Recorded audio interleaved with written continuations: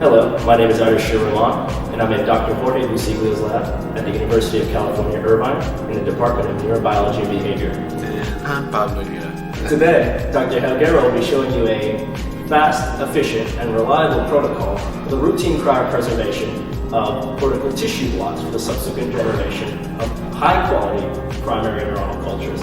So let's get started.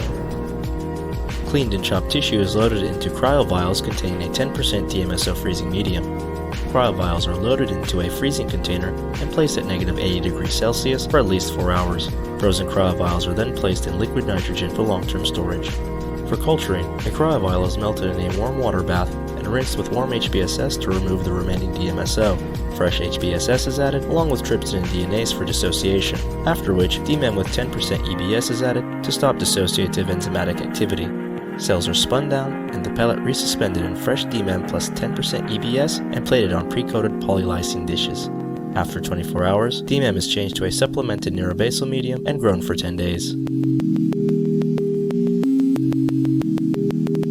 This protocol uses a steel razor blade for chopping cortical tissue. Before use, the razor must be sterilized in 70% ethanol for at least 2 hours. 1x Hanks buffered salt solution, HBSS, is created by diluting a 10x stock solution in sterilized water. The 1x HBSS is then either kept on ice or at 4 degrees Celsius until tissue processing.